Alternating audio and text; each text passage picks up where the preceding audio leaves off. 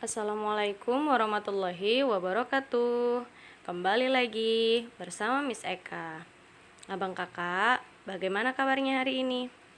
Semoga kamu dalam keadaan sehat ya. Semoga kamu masih tetap menjaga kesehatan, menjaga kebersihan, dan semoga kamu masih semangat dalam mengikuti pembelajaran kita hari ini. Nah, bertemu lagi dengan Miss Eka di hari ini, di hari Senin, di tanggal 28 September 2020, dalam mata pembelajaran tematik. Nah, seperti biasa, sebelum kita mulai pembelajaran, kita mengucapkan lafaz basmalah dulu ya. Bismillahirrahmanirrahim. Semoga pembelajaran kita hari ini menyenangkan, diridhai oleh Allah, dan insya Allah ilmunya bermanfaat untuk kamu. Nah, kita akan masuk ke materi pembelajaran kita yang baru. Langsung saja kita mulai pembelajaran kita hari ini.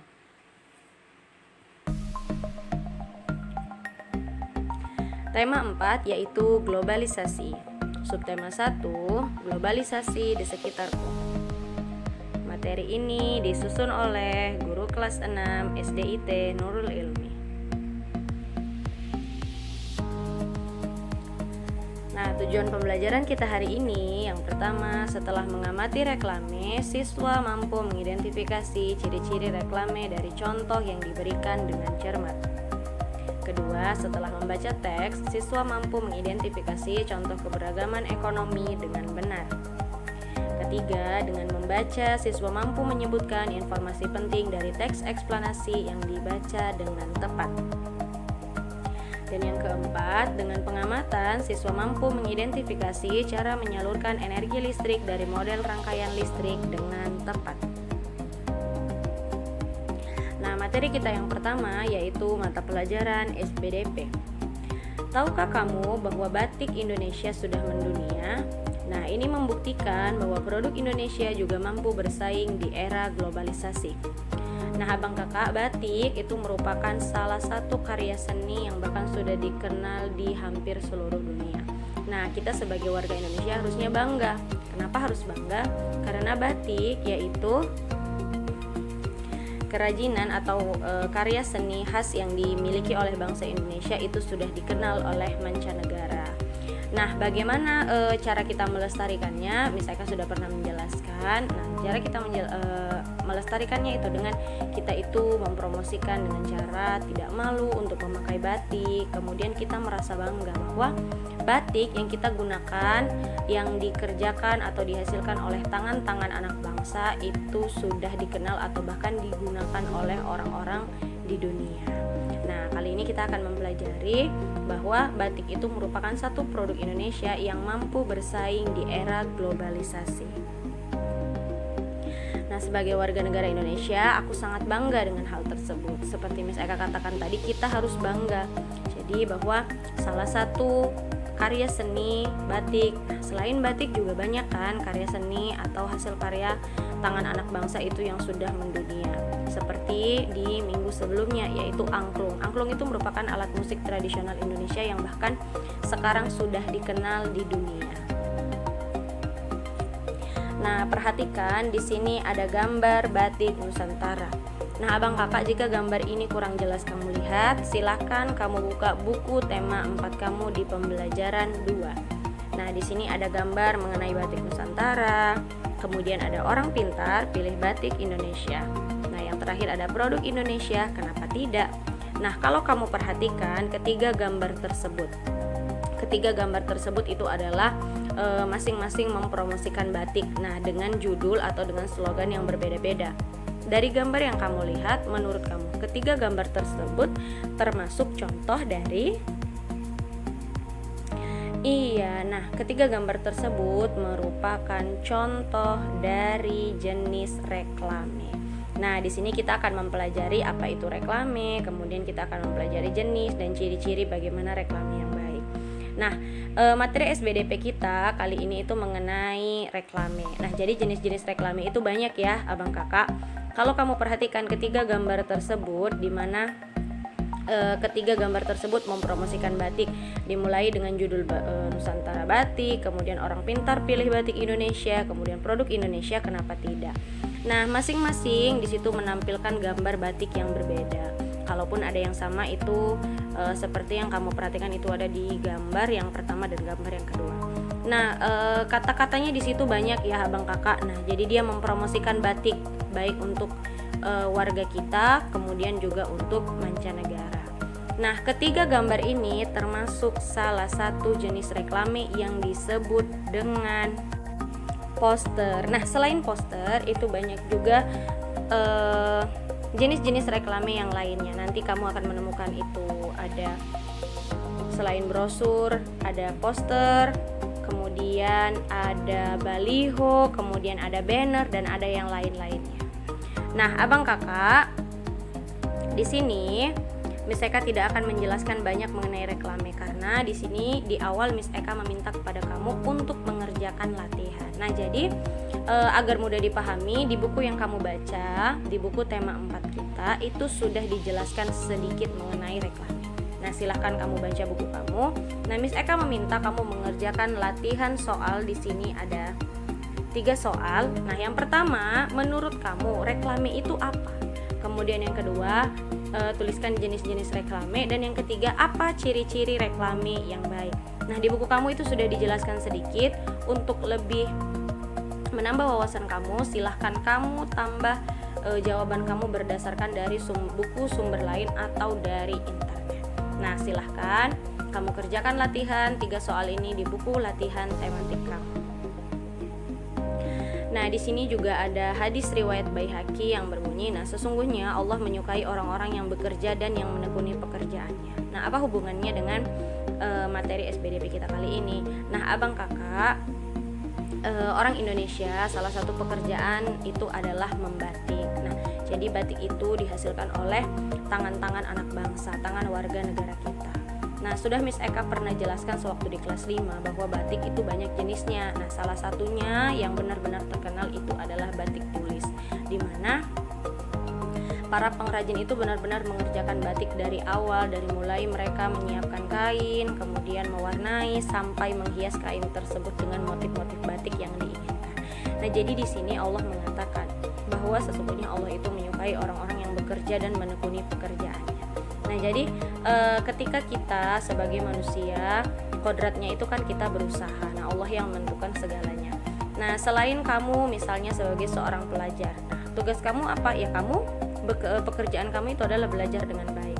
Nah, menekuni pekerjaan kamu itu bagaimana? Nah, menekuni pekerjaan kamu sebagai seorang pelajar itu kamu harus belajar dengan tekun, giat, rajin, jangan malas, kemudian mematuhi perintah guru kamu. Nah, kalau orang-orang yang bekerja, ketika misalnya dia bekerja sebagai pembatik seperti Miss Eka katakan tadi, nah ya ditekunin pekerjaannya, ditekuni dalam artian mengerjakan sesuatu itu dengan ikhlas, kemudian menciptakan karya-karya yang baik. Nah, insya Allah Allah itu menyukai pekerjaan-pekerjaan yang orang tersebut menekuninya. Selain itu kan masih banyak ya jenis-jenis pekerjaan yang lainnya seperti guru, kemudian dokter, kemudian polisi, pilot, dan masih banyak lagi. Nah, jadi ketika kita sudah memiliki pekerjaan, maka tekunilah kerjaan yang kita miliki itu dengan sebaik mungkin, karena Allah nantinya akan menyukai dan hasil yang kita kerjakan insya Allah lebih berkah. Nah, materi yang kedua itu ada di mata pelajaran IPS. Nah, di sini ada teks yang berjudul Sahabat Tak Terpisahkan. Silahkan kamu buka buku kamu. Nah, di sini Miss Eka membaca, kamu juga menyimak dan ikut membaca dari rumah ya. Hani dan Dwi telah berteman lama sekali. Sejak belum bersekolah, mereka sering menghabiskan waktu di sore hari untuk bermain bersama. Semua tahu bahwa Hani dan Dwi tak terpisahkan. Persahabatan mereka tetap terjalin erat. Sampai kini mereka telah duduk di kelas 6 di sekolah yang sama. Dulu banyak teman yang meragukan bahwa persahabatan Hani dan Dwi akan bertahan lama karena latar belakang keluarga mereka yang jauh berbeda. Hani adalah anak seorang pengrajin batik yang sukses. Walaupun mulai dengan membatik sendiri, kemudian memiliki beberapa pegawai, sekarang usaha orang tua Hani sudah berkembang sangat pesat. Mereka sudah memiliki beberapa cabang toko batik di kota untuk memasarkan batik karya mereka. Pegawainya juga semakin banyak. Sementara Dwi adalah anak seorang penjual kue yang sederhana. Ketika kecil dulu, tiap sore Dwi ikut ibunya menjajakan kue kepada para pekerja di pendopo batik milik orang tua Hani. Di sanalah Hani berkenalan dengan Dwi. Waktu kecil dulu mereka sangat menikmati saat-saat itu. Namanya anak-anak, perbedaan latar belakang pun tidak dirisaukan. Permainan mereka tetap saja asyik, petak umpet, petak jongkok, rumah-rumahan, atau masak-masakan. Tetapi yang membuat persahabatan mereka bertahan lama adalah sikap Hani dan Dwi yang saling menghargai satu sama lain. Hani tidak pernah menganggap dirinya berbeda dengan Dwi. Bukan hanya Dwi yang bermain ke pendopo milik batik Hani, tetapi Hani pun tak sungkan bermain ke rumah sederhana milik keluarga Dwi. Ia malah menikmati makan siang atau makan jajanan sore di rumah Dwi. Memang Ibu Dwi pandai memasak, namanya juga penjajah kue. Pasti pandai juga membuat aneka masakan. Hani justru senang dengan kedekatan dan kesederhanaan suasana di keluarga Dwi. Acara makan bersama selalu ramai penuh cerita, karena semua hadir dengan kisah masing-masing. Sebaliknya, ketika Dwi bermain ke rumah Hani, tidak dirasanya minder sedikit pun. Ayah dan Ibu Hani tidak pernah juga memperlakukan Dwi super istimewa karena Dwi anak penjajah kue. Santai saja Dwi membaca-baca koleksi buku cerita Hani di kamarnya ketika Hani sedang melakukan hal-hal lain. Kadang-kadang Dwi pun ikut membantu ketika Hani harus melipat-lipat batik dan memasukkannya ke dalam plastik sebelum siap dikirim ke toko. Dwi kagum dengan Hani dan keluarganya. Walaupun punya banyak pegawai, Hani dan saudara-saudaranya tetap terlibat untuk membantu usaha orang tuanya. Membantu sesuai usia dan kemampuan. Terlihat bahwa mereka meraih sukses memang karena kerja keras. Nah, begitulah sahabat, tidak ada kata-kata yang perlu diucapkan untuk menyatakan sayang pada sahabat.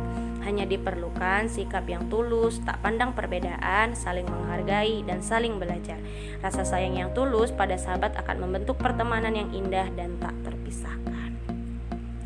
Nah, abang kakak, di materi IPS kali ini kita akan mempelajari mengenai latar belakang ekonomi keluarga yang berbeda. Namun, dari perbedaan tersebut tidak membuat kita tidak menghargai orang lain. Nah, abang kakak, kalau kamu membaca cerita mengenai sahabat yang tak terpisahkan, yaitu mengenai Hani dan Dwi, di sini terlihat bahwa kesenjangan sosial atau kesenjangan ekonomi antara keluarga Hani dengan Dwi, di mana Hani yaitu berkeluarga yang alhamdulillah berkecukupan, sedangkan Dwi itu berasal dari keluarga yang sederhana.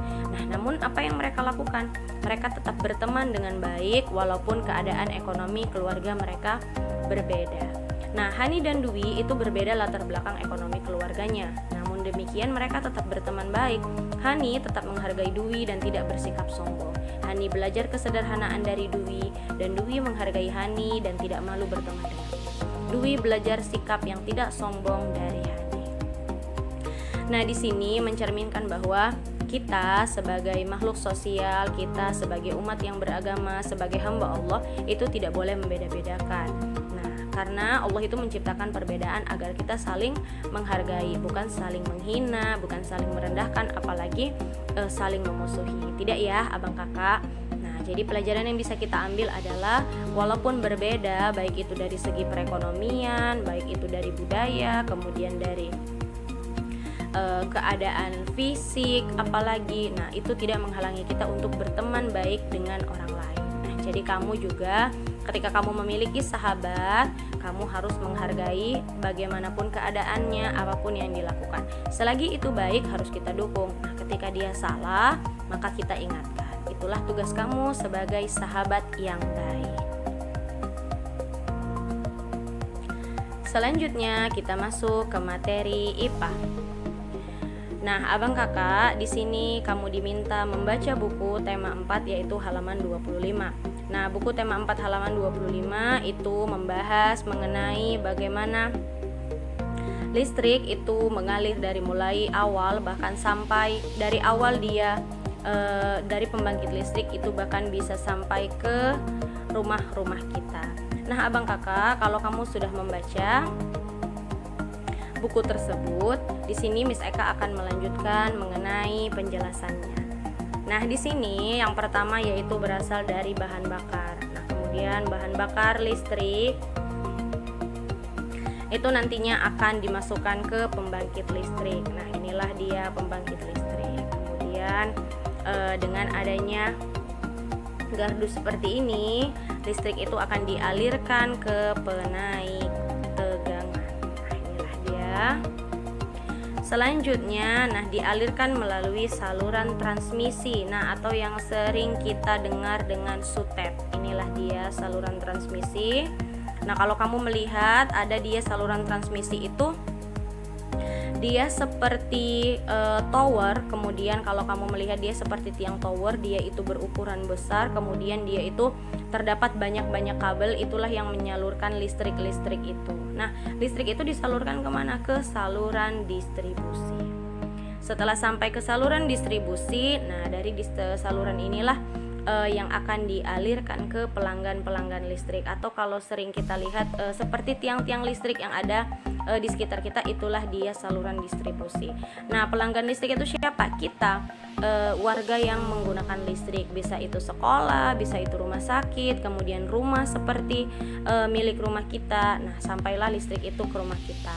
Jadi itulah abang kakak proses bagaimana listrik dari awal dihasilkan, dimulai dari bahan bakar sampai ke pembangkit listrik, kemudian dialirkan melalui saluran transmisi, kemudian sampai saluran distribusi, sampailah ke rumah-rumah kita. Nah, jangan lupa ya, silahkan kamu baca dulu buku kamu di halaman 25. Nah, komponen utama pada proses penyaluran energi listrik itu adalah saluran transmisi, sistem distribusi, serta transformator penaik dan penurun tegangan. Nah, jadi abang kakak ketiga ini merupakan komponen utama dalam penyaluran listrik dari mulai pembangkit listrik sampai ke rumah kita. Ingat ya, ada namanya sistem transmisi, kemudian sistem distribusi, serta transformator penaik dan penurun tegangan. Nah, guna transformator penaik dan penurun tegangan itu untuk menstabilkan arus atau daya yang akan dikirimkan ke rumah-rumah kita. Nah, jadi kalau kamu lihat di bagian penaik tegangan, nah di situ nanti tegangan arus listrik itu akan diatur seberapa yang akan sampai ke saluran transmisi, kemudian disampaikan lagi, dialirkan ke saluran distribusi hingga sampailah aliran listrik tersebut ke rumah atau ke tempat-tempat yang ingin dialiri arus listrik. Nah, siapakah penemu transmisi tersebut? Nah, abang kakak, transmisi itu merupakan komponen utama dalam proses penyaluran energi listrik. Nah, di sini kita akan mencari tahu siapa penemu transmisi tersebut. Nikola Tesla, seorang berkebangsaan Yugoslavia, adalah penemu sistem pembangkit dan transmisi listrik pada tahun 1895. Sejak kecil, Nikola memiliki rasa ingin tahu yang besar tentang berbagai hal. Ia sangat menyukai matematika dan fisika. Ia pernah bekerja sama dengan Thomas Alva Edison dan merancang 24 jenis dinamo.